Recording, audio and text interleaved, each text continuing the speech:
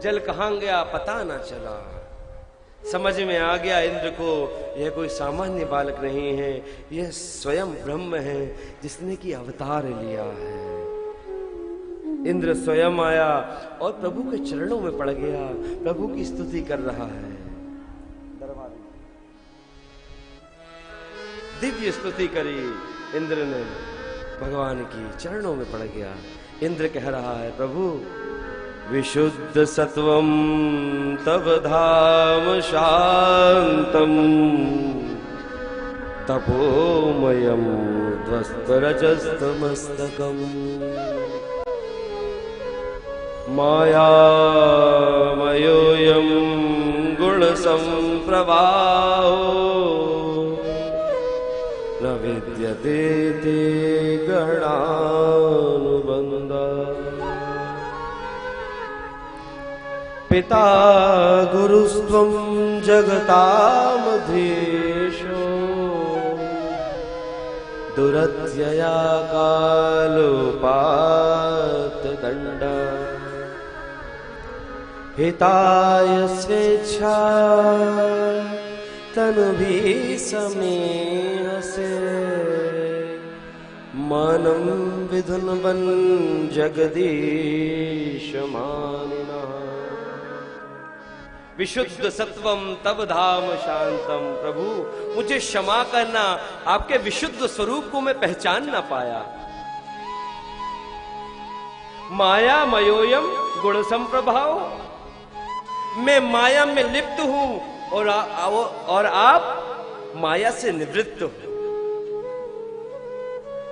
अरे आपकी माया में तो बड़े बड़े ब्रह्मादि भी फंस जाते हैं, वो भी आपकी माया को नहीं समझ पाते, तो मैं क्या समझूंगा प्रभु। स्तुति कर रहा है इंद्र दिव्य, प्रभु माया मयोयम गुण संप्रभाव। और आप कैसे हैं? तब धाम शांतम, आप शांति के धाम हैं। मानो कि इंद्र कहना चाह रहा है, प्रभु मुझसे गलती हुई है, परंतु आप तो शांति के धाम हैं, मुझे क्षमा करना, क्रोध ना करना प्रभु, मुझे क्षमा करिएगा। आप पिता गुरुस्त्वं जगतामधीशो दुरत्यया कालोपातदण्डा। जगताम अधीशो, आप इस जगत के अधीश्वर हैं प्रभु। पिता गुरुस्त्वम, इस जगत के पिता हैं प्रभु। मुझे भी अपना पुत्र समझ करके क्षमा कर दीजिएगा, मैं आपकी माया को समझ ना पाया। दिव्य स्तुति करी इंद्र ने 11 श्लोकों में और भगवान ने क्षमा कर दिया।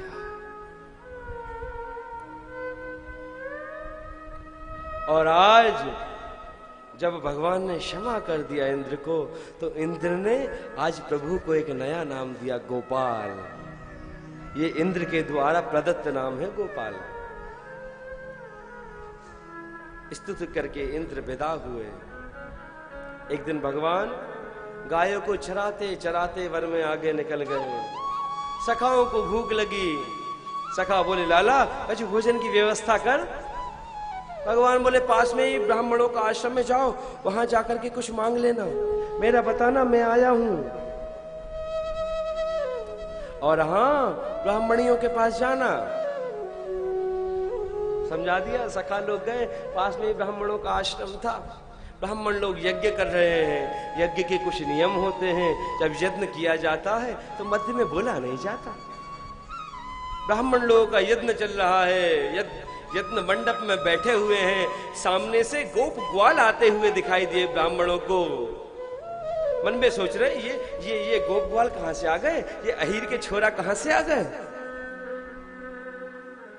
पास में आए, ब्राह्मणों से भिक्षा की याचना करने लगे। हमारे साथ कृष्ण बलराम आए, हमें भिक्षा दीजिए। ब्राह्मणों ने देख करके अनदेखा कर दिया। आ गए कहीं से भिक्षा मांगने के लिए, पता नहीं कौन है। वो गोप ग्वाल भिक्षा की याचना कर रहे हैं, ब्राह्मण लोग निहार भी नहीं रहे हैं, राम राम श्याम श्याम कर रहे हैं, उत्तर भी नहीं दे रहे हैं। गोप ग्वाल वापस आ गए। पूछा भगवान ने, भिक्षा मिली, भिक्षा लाए हो? मधुमंगल बोलो, लाला 4 अंगार मिले हैं, खाए को? ऐसा क्यों बोल रहे भैया तुम? अरे उन्हें राम राम श्याम श्याम तकऊ ना ली, भिक्षा की तो बात छोड़ो। किसके पास गए थे? गोप ग्वाल बोले, ब्राह्मणों के पास गए थे। बस यही गलती कर दी, फिर से जाओ और ब्राह्मणियों के पास जाना। क्यों ब्राह्मणियों के पास भेजा भगवान ने?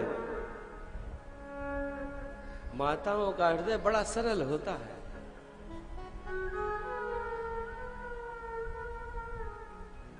बड़ा सहज होता है। वो दान देने लेने बड़े आगे, धर्म में सबसे आगे। यदि माताएं ना हो ना तो धर्म बचे नहीं। भाइयों में तो बुद्धि प्रामाण्यवाद ज्यादा होता है, हर जगह बुद्धि लगाएंगे, हर जगह भगवान के पास भी नहीं छोड़ेंगे। जिसने बुद्धि दी है उसके मंदिर में, उसकी कथा में जाकर के भी बुद्धि का प्रयोग करेंगे। जिसकी बुद्धि उसी पर प्रयोग करते हैं। अभी कोई रिसर्च हुई, मैं पढ़ रहा था कि हार्ट अटैक से सबसे ज्यादा मृत्यु यदि होती है तो भाइयों की होती है। माताएं बहुत कम, 10% और 90% पुरुष हार्ट अटैक के कारण मरते हैं। क्यों? बुद्धि का ज्यादा प्रयोग करते हैं। और माताएं कितनी सहज, कितनी सरल।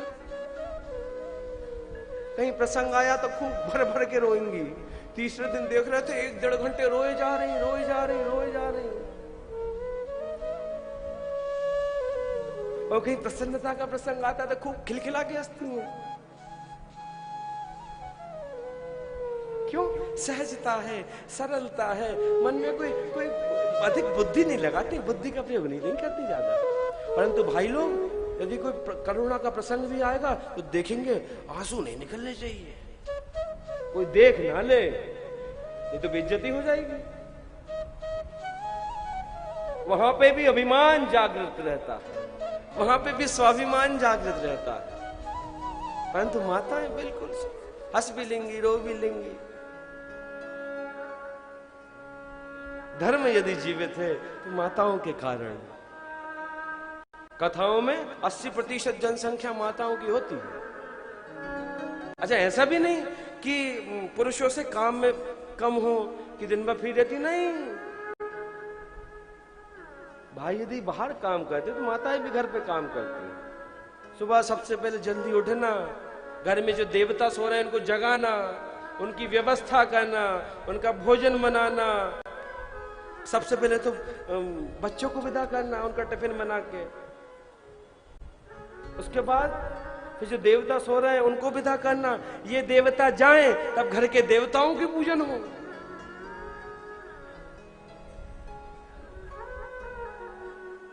उसके बाद भोजन प्रसादी बनाना। यदि कथा सत्संग चल रहा है तो वहां आना, यहां तो कोई जरूरत ही नहीं है, यहां चकाचक मामला चल रहा है। सत्संग में आना, सत्संग सुनना, फिर वापस जाना। यदि विलंब हो जाए तो घर पर फिर सुनना, आ गई। हमारे घर में तो मीराबाई ने जन्म लिया है, मिल गए भगवान, हो गए दर्शन।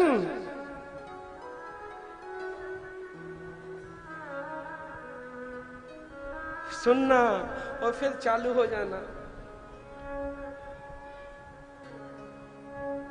सुबह से लेकर रात्रि तक।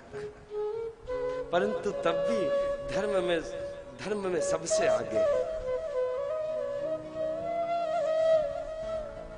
क्यों? सहज है, सरल है, इसलिए। और भैया, जो व्यक्ति सहज है, सरल है, उसको भगवान के दर्शन शीघ्र प्राप्त हो जाते हैं। आप मत करो माला, परंतु हाँ, सहज सरल तो हो जाओ। हृदय में सहजता, सरलता आ जाए, इतना पर्याप्त है। जो नवधा भक्ति है ना, उसमें नौवीं भक्ति कही है, नवम सरल सब सन छलहीना, सरल छलहीना, नवम सरल सब सन छलहीना, नवम सरल छलहीना, प्रथम भगति संतन कर संगा, दूसरी रति मम कथा प्रसंगा, प्रथम भगति संतन कर संगा, दूसरी रति मम कथा प्रसंगा। पहली भक्ति गई संतों का संग करें, दूसरी भक्ति कही हम कथा का रसास्वादन करें, कथा सुने। यदि हम वास्तविकता में श्रोता बन करके जो श्रोता के गुण होना चाहिए, जैसा श्रोता होना चाहिए, यदि उन गुणों को ग्राह्य करके उस योग्य बनकर केवल बस कथा सुने तो प्रभु मिल जाएंगे। कुछ मत करो, सुनो बस।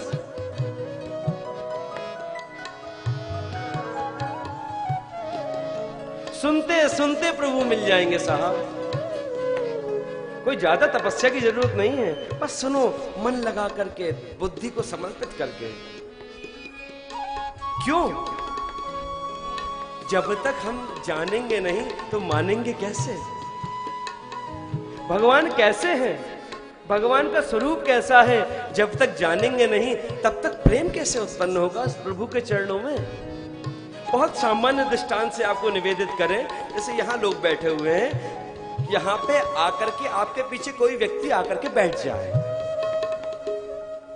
आप एक बार देखेंगे और अपनी कथा में पुनः मग्न हो जाएंगे, सुनने लगेंगे। और तभी एक व्यक्ति आया, आपके कान में आकर के उसने निवेदन किया, आपसे कहा आपके पीछे जो व्यक्ति बैठा है वो यहाँ के कलेक्टर हैं। जैसे ही कहा कि आपके पीछे जो व्यक्ति बैठा है वो यहाँ के कलेक्टर हैं, आप क्या करोगे? सबसे पहले खड़े होगे, उसको आगे लाओगे।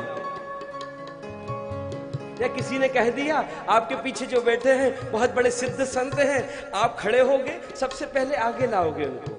क्यों? क्योंकि आपके सामने उनकी योग्यता आ गई, उनके गुण आ गए। वैसे ही कथा भी भगवान के गुणों को आपके सामने प्रदर्शित करती है। भगवान कैसे है, इसलिए भैया कथा सुनो, सुनते सुनते भगवान मिल जाएंगे। कथा श्रृंगार करती है हमारा। कम सुखम ब्रह्मानंदम लाती राती ददाती इति कथा। कम सुखम ब्रह्मानंदम, जो आपको ब्रह्मानंद दे, जो आपको ब्रह्म का अनुभव कराए, उसे कथा कहते हैं। और सत्यता है, जब कभी आप डूब करके कथा सुनते हैं तो ऐसा लगता है वो कृष्ण यही कहीं है। इसलिए कथा सुनो। कथा हमारा श्रृंगार करती है। और हां, कथा को दर्पण भी कहा है। कथा एक दर्पण है। दर्पण क्या करता है? माताओं को पता होगा क्या करता है। 100 साल में से 25 साल तो दर्पण के सामने निकलते होंगे। दर्पण बताता है कि हम कितने सज चुके हैं, बताता है, परंतु हाँ यह भी बताता है कि कितना सजना बाकी है, यह भी बताता है। वैसे ही कथा भी हमें बताती है कि हम भगवद मार्ग में कितना चल चुके हैं और हाँ कितना चलना बाकी है, ये हमें कथा बताती है। अच्छे से बजा दो। कंजूसी मत किया करो। हम भगवान के मार्ग में कितना चल चुके हैं और कितना चलना बाकी है, ये कथा बताती है।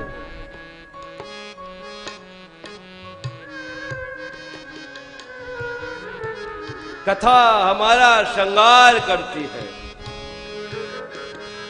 एक मां अपनी बेटी का श्रृंगार कर रही है कक्ष में। बाहर लड़के वाले आए हुए हैं देखने के लिए उसकी लड़की को।